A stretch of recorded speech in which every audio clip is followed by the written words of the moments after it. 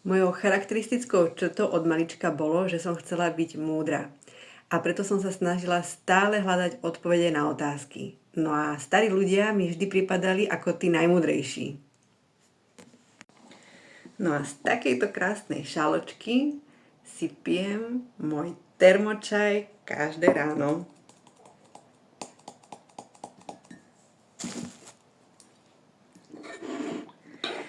Takže čo nám hovorí Biblia o múdrosti?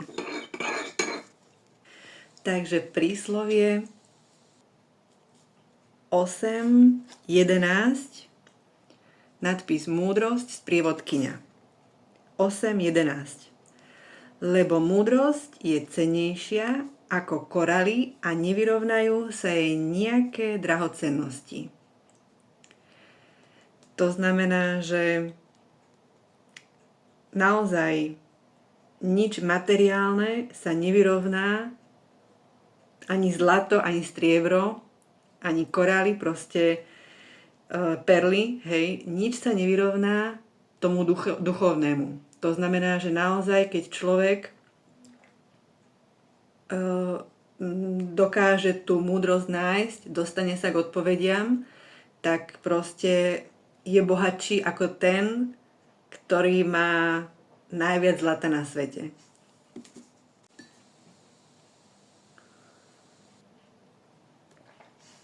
No a myslím si, že je zaujímavé aj toto ďalšie. Nadpis múdrosť a jej dobrá. Takže to je príslovie 8.17. Ja svojich milovníkov milujem, nachádzajú ma tí, čo ma včas a pilne hľadajú.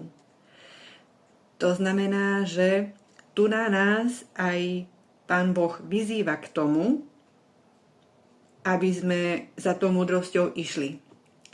A aby sme sa proste nevzdali. Pretože viete, ako to je niekedy, hej, že človek má nejakú víziu a k niečomu sa chce prepracovať a stále proste tie výsledky nevidí. Takže vtedy sa nemá vzdať a má ísť stále ďalej, až proste kým sa k tomu svojmu výsledku, k tej svojej odpovede nedostane.